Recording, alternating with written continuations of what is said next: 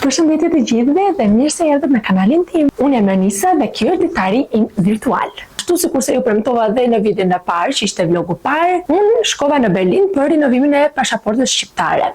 Nga Frankfurti në Berlin, rrugë shumë e gjatë, shumë peripeci, unë do vendos edhe videon që të mund të shihni atë video para se të shihni këtë, në mënyrë që të kuptoni pak a shumë se çfarë ka ndodhur atë ditë dhe pse po e bëj unë një video të dytë. Unë po e regjistroj më në fund këtë video sepse më erdhi pasaporta, shumë e lumtur që erdhi më në fund dhe nuk ka zgjatur shumë procesi të fillojmë këtë video ku unë do shpjegoj procesin se si unë bëra pjesën e aplikimit për rinovimin e pasaportës në konsullatën shqiptare në Berlin. Para se ta filloj video me detaje edhe gjithë eksperiencën time, do isha shumë e lumtur nëse do bëni një subscribe, abonoheni në kanal dhe ta bëjmë së bashku udhëtimin në Gjermani shumë të bukur. Dëshira ime më e madhe është të bëj video informuese edhe për ju, për jetesën në Gjermani, pjesën e edukimit në Gjermani që unë kam bërë, pjesa se si është jetesa në Gjermani dhe punësimin. Kështu që mos harroni bëni subscribe sepse video shumë të bukura na presin. Atëherë pa u bërë kohë, ta fillojmë këtë video. Pasaporta ime e vjetra skatonte në mes të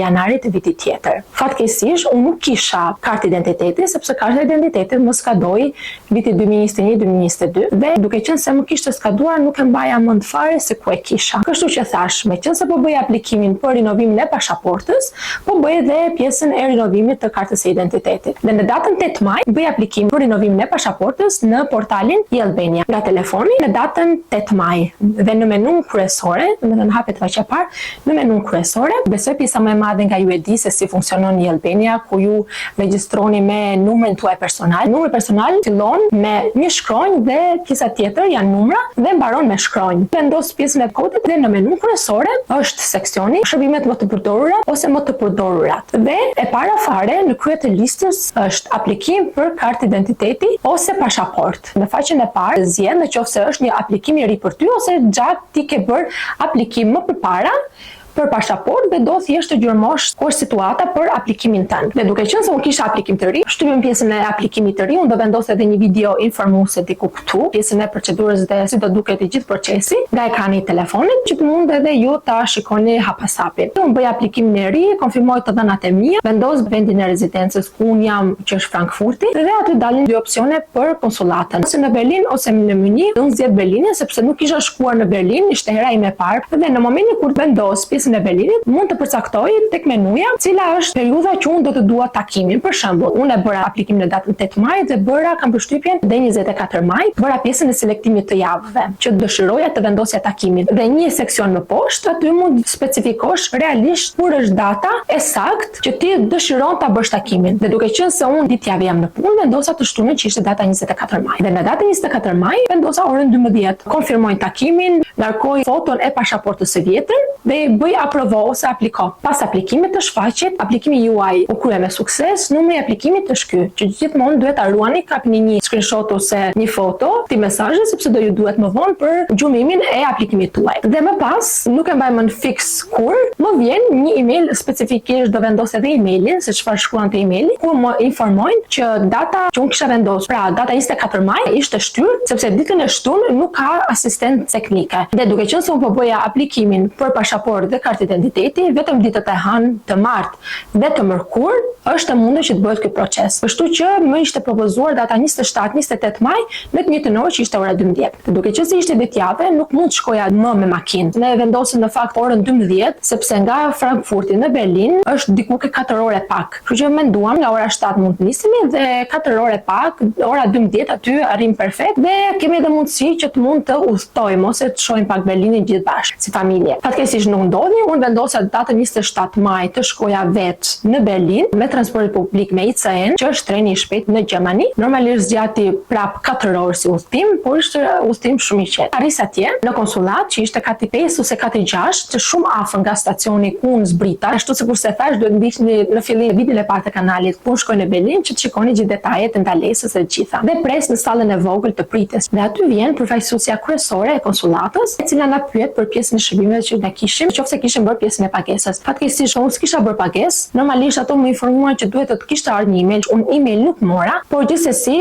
zonja aty ishte shumë e mirë, shumë e duruar, na shpjegoi të gjithë pjesën e procedurës, çfarë duhet bëja. Dhe unë duke qenë se kartën e identitetit edhe pse të skaduar, nuk e kisha me vete, atëherë bëra pjesën e raportimit të kartës së identitetit, sërish do vendos videon, që ishte aplikim për njoftim për humbje kartë identiteti ose dëmtim, dhe pjesa e pagesës ishte 30 euro për raportimin, dhe më pas bëj pjesën e pagesës që ishte pasaporta 170 euro dhe pjesa e kartës së identitetit që ishte 16 euro. Pra në total 186 vetëm pjesa e aplikimit të dy dokumentacioneve. Përveç se 30 euro që ishte raportimi i kartës së identitetit. Bëj pagesën dhe i dërgoj në email.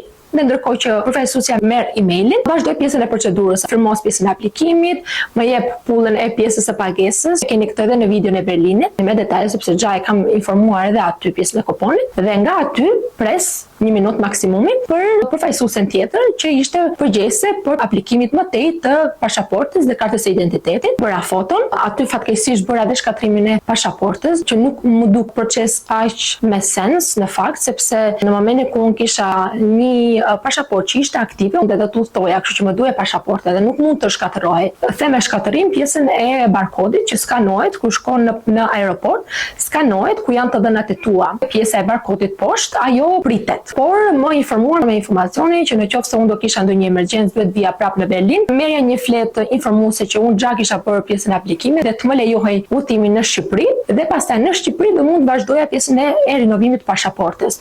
Por në momentin kur unë do thoja që jo, nuk dua ta pres pasaportën, komplet gjithë aplikimi, çfarë do gjëja që kisha bërë unë atë ditë anullohej. Kështu që duhet vazhdoja të filloja një aplikim të ri, sërish nga Albania, procesi nga aja deri tek zhëja ku unë kisha arritur. Kështu që nuk e bëra këtë pjesë, mendova, duke qenë se pasaporta vonon 4 deri në 6 javë, unë kam kohë mjaftueshëm që të kisha pasaportën në momentin kur do mund ta udhtoja në Shqipëri. Gjithsesi mua më duhet pasaportë, sepse duhet shkoja tek zyra e të huajve për pjesën e regjistrimit të adresës. Më thanë që nuk është asnjë lloj problemi, ti thjesht me konfirmimin e aplikimit mund t'i bësh një foto, thjesht e printon foton dhe e tregon tek zyra e të huajve që ti xha ke bërë një aplikim për një pasaportë të re dhe thjesht pasaportën me vete, sepse aty janë gjithë të dhënat e tua përveç se pjesës së numrit ose të barkodit, siç e shpjegova. Kështu që vazhdova gjithë pjesën e aplikimit dhe në momentin tani që si do të doja unë që të kisha pjesën e dërgesës, ose duhet vija në Berlin, duhet shkoja në Berlin sërish, ose do më vinte me postë në shtëpi. Dhe unë doja me postë. Nëse ti dëshiron që pasaporta të vijë në shtëpi, atëherë duhet që të blije një zarf, rekomandohet me fluska sepse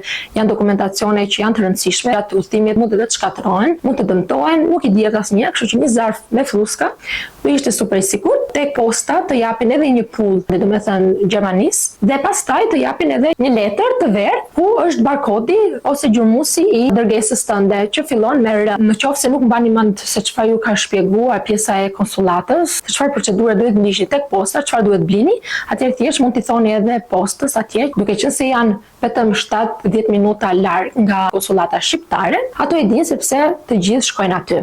Dhe vendos dhe adresën për ndihmesën tuaj se ku ishte pjesa e postës, por dhe rekomandoja shumë që pjesën e postës, domethënë zarfin e çdo gjë tjetër ta blini paraprakisht. Dhe tek zarfi në të djathtë poshtë në fund vendoset emër mbi emër, adresa, domethënë rruga, numri i shtëpisë, kodi postal dhe shteti që është Gjermania. Vendosni edhe për lehtësinë tuaj edhe kodin lart. Prap ke video e Berlinit e kam shpjeguar se si duhet të jetë vendosja tek zarfi, se si referohet nga konsullata vet. Me këto unë shkoj sërish tek konsullata dhe thjesht bëj pjesën e dorëzimit të zarfit, sepse ato të japin pjesën e letrës së aplikimit. Letra e aplikimit futet brenda dhe mbyllet zarfi dhe aty tek konsullata thjesht vendoset vula e konsullatës dhe vula e vogël postare që mund ta ngjisni aty mendimin e tyre. Dhe kjo është pjesa e procesit atje. Ashtu sikurse e cilësova, 4 deri në 6 javë është maksimumi i pasaportës. Këshilla ime është 1, të bëni pjesën e pagesës, nëse nuk ju vjen emaili për 2-3 ditë, ju rekomandoj që të merrni në telefon konsullatën që t'i njoftoni që nuk keni marrë ndonjë email në lidhje me pjesën e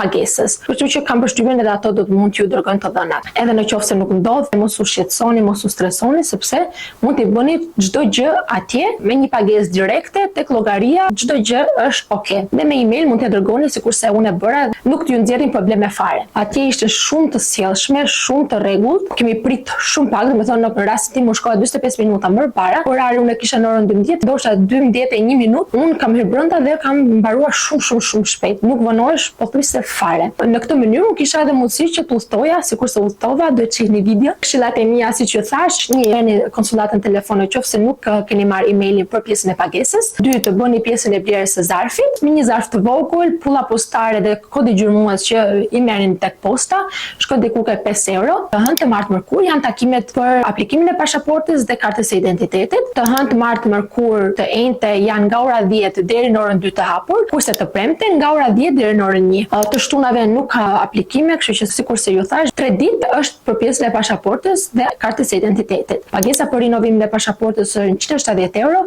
për kartën e identitetit ishte 16 euro dhe raportimi i kartës së identitetit e humbur 30 euro. Mos harroni të ruani kodin e aplikimit, sepse me atë kod do gjurmoni aplikimin tuaj të pasaportës ose kartë identiteti, çfarë do lloj aplikimi të keni bërë. Duhet 6 muaj para skadimit të pasaportës ose kartë identiteti që të bëni pjesën e aplikimit për rinovimin e tyre. Dhe e fundit, dokumentacionet vonojnë 4 deri në 6 javë. Dhe po unë e mora pasaportën, kam edhe kartën e identitetit këtu. Jam shumë e lumtur sepse më në fund kam kartë identiteti sepse kisha shumë kohë, vite tani që nuk kisha kartën e identitetit dhe e kisha humbur atë ndjesinë e të pasurit kartën. Kam pasaportën që është e vlefshme deri në 10 vite, deri në 2035. Pasaporta vjen në këtë mënyrë. Këto janë të dhënat që unë vendosa. Ky zarfi ka këto fuskat e vogla që më kujtojnë shumë fëmijërinë dhe po pulla postare, kodi gjurmues, vula e konsullatës, poshtë të dhënave personale, do të thënë emër, mbiemër, adresë banimi. Unë vendosa edhe numër telefoni për sigurinë time, që çfarëdo lloj gjëje mund të më kontaktoni në telefon. Nuk është e detyrueshme, por për mua ishte një siguri më vete.